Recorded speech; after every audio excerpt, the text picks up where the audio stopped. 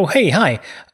Before I tell you all about FRIC, the banned suspension from yesteryear, let me give you a quick shout out for Skillshare for sponsoring this video. Skillshare is a community where millions of people come together to learn online with thousands of inspiring classes for creative and curious people to learn and develop skills across fields like illustration, photography, videography, design, and much more. Whether you're a beginner or an intermediate or an old hand looking to broaden your skill base, there's tons of classes to suit your desires. If you fancy boosting your graphic design skills to create awesome typographical art, I'd recommend following Sophia Yeshi's Emotion in Graphics class on striking illustrative design. It'll give you great ideas and knowledge in how to express yourself through graphics. Skillshare is less than $10 a month with an annual subscription, and the first 1,000 people to use the link in my description will get a completely free trial to explore all they have to offer. So get clicking to bag your free trial.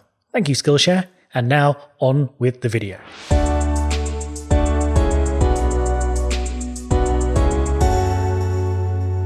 Having now covered Formula 1 suspension, I thought it would be useful to have a couple of short videos looking at some of the sneaky but clever advancements in suspension that were ultimately outlawed. Let's start today with FRIC suspension, which stands for Front and Rear Interconnected Suspension. I don't know if this was ever an official name, but this is the name the German press coined and it became common parlance. So far we've seen how the left and right halves of the loaded suspension elements are connected across the front of the car and the rear of the car. But these are both separate contained systems. Interconnected suspension systems aim to join systems in the front and the rear of the car together so they can react in performance-enhancing ways, as we'll see shortly. Now, we've seen how weight transfer affects the platform or attitude of the car as the car is pushed hard on track. Turning through a corner forces the weight to shift towards the outside of the car, lowering the outside of the chassis and raising the inside in a rolling rotation. Under braking, the weight shifts dramatically towards the front, moving an extra 300 or so kilograms over the front tyres under the heaviest braking loads for a second or two. This dramatically lowers the front end and lifts the rear end in a pitch rotation. We can also consider how, at high speeds, the aerodynamic load across the entire car increases, pushing it into the ground and lowering the whole car.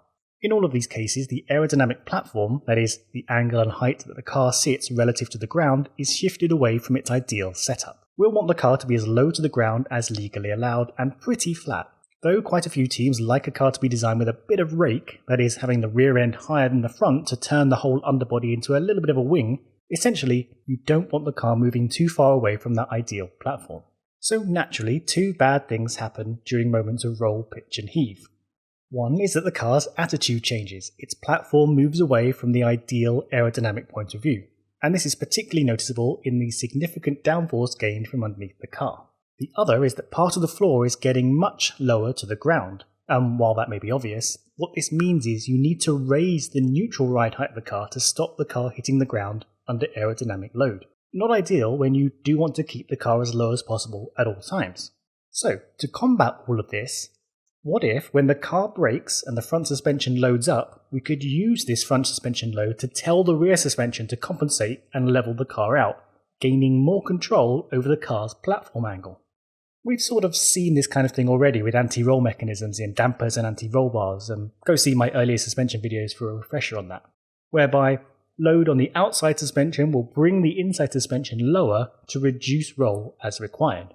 But that's across the car, left to right. What about front to rear? Well, teams have explored various ways of achieving this for many years, going back through the sport with mechanical and electronic systems doing this kind of work, including active suspension with driver and computer-controlled suspension elements controlling all 4 points of the suspension. But the system that was gaining traction, particularly with the Mercedes team up until the ban at the end of 2014, was a hydraulically connected passive system. Now, passive here just means the driver has no direct input. The suspension is just reacting to the mechanical forces it experiences. So from previous videos, you remember the heave damper, a sprung piston which compresses as both the left and right suspension are put under load together. Let's pretend the floor of the car is completely parallel to the ground under neutral load, just for simplicity. Under braking, the front heave damper will compress as the front lowers, and the rear heave damper will extend as the rear goes light. The car is pitching forwards. So at the front, the pressure of the fluid in this chamber increases as the piston compresses.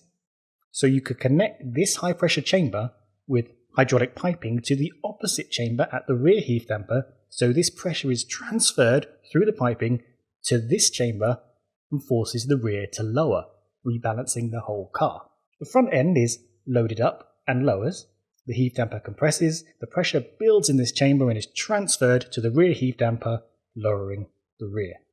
You can do the same in a cross-connected way so that the rear is put under heavy load, maybe during acceleration and you don't want the car to pitch backwards. You can transfer some of the load in the heave damper from the rear to the front to stabilise your platform in the other direction. You could also have a hydraulic loop in place across similar chambers of the front and rear heave pistons, so that as both ends of the car are compressed, for example under heavy aerodynamic load at high speeds, the two pressure increases resist each other and dampen the overall drop in car height. Now of course you can also do this directly between the right and left suspension points to control how the car rolls, and you can cross-connect all 4 points of the car to control both pitch and roll at the same time, a rotation known as warp. For example, into a corner your car will pitch forward under heavy braking and then want to roll as it turns. At certain points it will be experiencing warp, pitch and roll at the same time. In a fast corner you'll want to reduce roll to maximise aerostability, but in a slower corner you'll want to let the car roll a little to help with mechanical grip across the tyres, all while minimising the pitch. To have greater control over how this all operates, you need to add some flow control valves to your hydraulics which dictate how readily your fluids move in a given direction. In essence, you can have all 4 points of the car simultaneously affecting each other if they are connected in a clever way via various flow control valves that passively switch over as required depending on the differences in pressure across your system. Pretty clever. What this all means is, in reality, you could chuck out all of your conventional springs and dampers and control the whole car suspension via an interconnected hydraulic system across the car, with flow control valves acting in lieu of your conventional dampers and springs.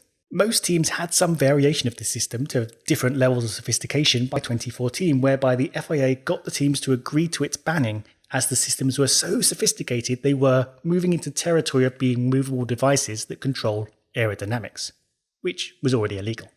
As FRIC suspension was only developed as an aerodynamic aid, there wasn't much in the way of argument, so the 2015 regulations included clauses that mandated that front and rear suspension systems must only respond to loads from their respective wheels.